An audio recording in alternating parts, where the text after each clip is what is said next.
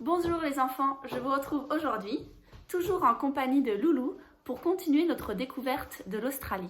Donc après la découverte des animaux, nous allons aujourd'hui parler d'un peuple qui vit en Australie, le peuple des aborigènes.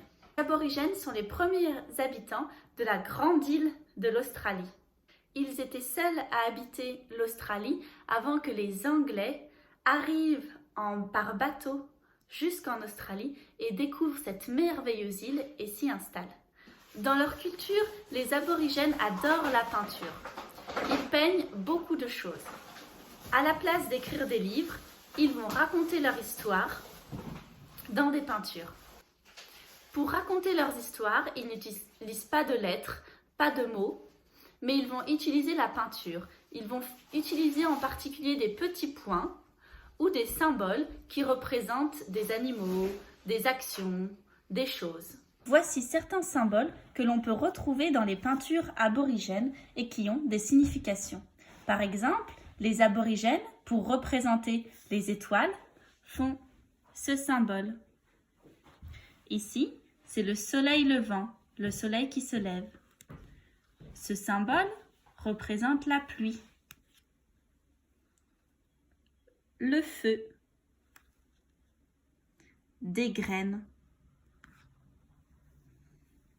Celui-ci représente un puits ou un trou d'eau.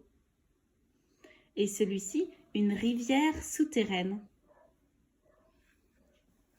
Celui-ci représente un chemin reliant deux camps aborigènes. Celui-ci représente un chemin.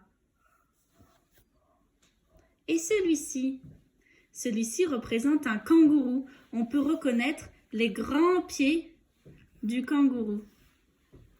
Celui-ci représente un aigle. Celui-ci représente un camp avec 4 personnes autour de ce camp. Celui-ci représente un serpent. Ou encore celui-ci représente 2 personnes dans une grotte. Les aborigènes ont aussi un instrument particulier qui est le didgeridoo. Le didgeridoo est ce grand instrument qui est fabriqué dans une branche d'eucalyptus. Vous savez, l'eucalyptus, l'arbre dans lequel le koala vit. Le didgeridoo est creux à l'intérieur. L'intérieur a été mangé par des petits insectes, des termites. L'intérieur du didgeridoo est creux.